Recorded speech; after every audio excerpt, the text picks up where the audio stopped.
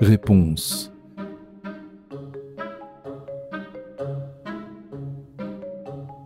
Conte des frères Grimm.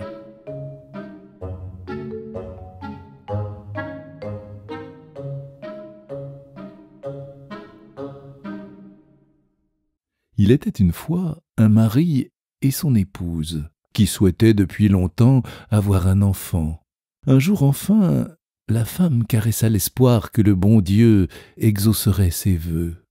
Ces gens avaient à l'arrière de leur maison une petite fenêtre depuis laquelle ils pouvaient apercevoir un splendide jardin où poussaient les plus belles fleurs et les meilleures simples. Mais il était entouré d'un haut mur et personne ne s'y risquait, car il appartenait à une puissante magicienne que tous craignaient. Un jour, la femme se tenait devant la fenêtre et regardait dans le jardin. Là, elle vit une plate-bande où poussaient de belles réponses qui paraissaient si fraîches et vertes qu'elle eut une grande envie d'en manger. L'envie grandissait chaque jour, et comme elle savait qu'elle ne pourrait pas en avoir, elle dépérissait, pâlissait et prenait un air de plus en plus misérable. Alors le mari prit peur et demanda « Que te manque-t-il, ma chère épouse ?» « Hélas, répondit-elle, si je ne peux manger de ces réponses du jardin derrière notre maison, alors je mourrai. » L'homme, qui aimait sa femme, pensa « Hé, laisseras-tu ton épouse mourir? Va lui chercher des réponses, quoi qu'il pût t'en coûter. » Lorsque le crépuscule fut arrivé, il escalada le mur du jardin de la magicienne, cueillit rapidement une pleine poignée de réponses et les rapporta à son épouse. Elle s'en fit aussitôt une salade et la mangea d'un coup avidement. Elles lui plurent tant que, le jour suivant, elle en eut encore 3 fois plus envie. Pour la calmer, l'homme dut encore une fois escalader le mur du jardin. Il le fit à nouveau au crépuscule, mais tandis qu'il grimpait au mur, il fut brusquement effrayé, car il aperçut la magicienne qui se tenait devant lui. « Comment peux-tu te risquer, dit-elle, avec un regard plein de courroux, à pénétrer dans mon jardin et à me voler mes réponses comme un brigand? Tu vas être puni. »« Hélas, répondit-il, faites-moi grâce et justice. Je ne l'ai fait que par nécessité. Mon épouse a vu vos réponses depuis notre fenêtre, et elle en conçut une telle envie qu'elle serait morte si elle n'avait pas pu en manger. » La magicienne laissa alors tomber son courroux et lui dit « Prends-en autant que tu voudras. J'y mets seulement une condition. Tu dois me donner l'enfant que ta femme mettra au monde. Il sera bien traité, et je m'en occuperai comme une mère. » L'homme, par peur, acquiesça à tout, et lorsque, après quelques semaines, sa femme accoucha, apparut immédiatement la magicienne, qui donna le nom de Réponse à l'enfant, et l'emmena avec elle. Réponse devint la plus belle enfant qui soit. Lorsqu'elle eut 12 ans, la magicienne l'enferma dans une tour qui se dressait dans une forêt et qui ne possédait ni escalier ni porte. Seule tout en haut s'ouvrait une petite fenêtre. Quand la magicienne voulait entrer, elle se tenait au bas et appelait « Réponse, réponse, dis-nous et lance vers moi tes cheveux. » Réponse avait de longs et splendides cheveux fins et filés comme de l'or.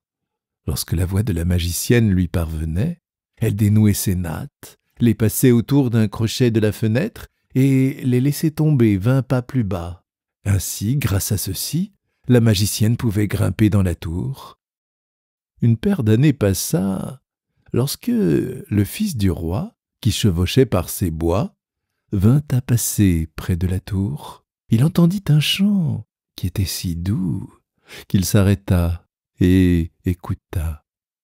C'était Réponse qui, dans sa solitude, passait le temps en chantant et faisait résonner sa douce voix. Le fils du roi voulut monter auprès d'elle et chercha une porte, mais il n'en trouva aucune. Il s'en retourna alors chez lui, mais le chant l'avait tellement ému que, chaque jour, il partait pour les bois pour l'écouter. Une fois, alors qu'il se tenait sous un arbre, il vit la magicienne venir et l'entendit appeler « Réponse, Réponse, dis-nous et lance vers moi tes cheveux. » Alors Réponse laissait tomber ses tresses et la magicienne grimpait à elle. « Est-ce l'échelle par laquelle on y parvient? Alors je veux aussi, une fois, tenter ma chance. » Et le jour suivant, tandis que le crépuscule pointait, s'en alla-t-il vers la tour et appela « Réponse, Réponse, dis-nous et lance vers moi tes cheveux. » Aussitôt, la chevelure chut et le prince escalada la tour. Au début, Réponse fut horriblement effrayée qu'un homme vînt jusqu'à elle, alors qu'elle n'en avait jamais vu un de ses yeux. Aussi, le prince commença à lui parler amicalement et lui raconta que son cœur avait été si profondément ému par son chant qu'il ne l'avait plus laissée en paix et que lui-même se devait de la rencontrer. Réponse se sentit rassurée, et tandis que le prince lui demandait si elle souhaitait l'avoir pour époux, elle vit qu'il était jeune et beau. Elle pensa alors « Il préfère m'avoir plutôt que la vieille Gothel ?» et lui dit « Oui » et mit sa main dans la sienne. Elle prononça ces mots « Je veux bien venir avec toi, mais j'ignore comment descendre. Lorsque tu viendras, apporte un écheveau de soie dont je ferai une échelle, et lorsqu'elle sera prête, je descendrai pour que tu m'emportes sur ton cheval. » Ils convinrent qu'il viendrait à elle tous les soirs, car le jour venait la vieille. La magicienne n'en remarqua rien jusqu'à ce qu'un jour, Réponse lui parla. « Dites-moi, madame Gothel, comment se peut-il que vous soyez plus lourde à soulever que le jeune prince qui en un instant est auprès de moi ?»« Hélas, enfant impie !» s'exclama la magicienne. « Que dois-je écouter? Je pensais t'avoir mise à l'écart du monde, et tu m'as trahi. » Dans sa colère, elle attrapa la chevelure de Réponse, lui envoya une paire de claques de sa main gauche, attrapa de sa main droite une paire de ciseaux, et en un clin d'œil, les tresses furent étalées sur le sol. Elle fut tellement sans pitié que Réponse fut exilée dans une contrée désertique, où elle dut vivre dans la privation et la peine. Le jour même où Réponse fut bannie, la magicienne accrocha les tresses à la fenêtre, et lorsque le prince arriva et appela « Réponse, Réponse, dis-nous et lance vers moi tes cheveux », elle laissa choir les cheveux. Le prince monta, mais ne trouva pas sa chère Réponse, mais la magicienne, qui lui jeta un regard méchant et empoisonné. « Ah !» ricana-t-elle, « tu viens chercher ta bien-aimée, mais le bel oiseau n'est plus un nid et ne chante plus. Le chat l'a emporté, et il va de plus t'arracher les yeux. Réponse est perdue pour toi. Tu ne la reverras plus jamais. » Le prince sentit la douleur l'envahir, et de désespoir bondit par la fenêtre. Il survécut, mais les épines du bosquet dans lequel il tomba lui crevèrent les yeux. Il erra aveugle dans la forêt, ne mangea que racines et baies, et il ne fut plus que pleurs et peines de la perte de sa chair promise.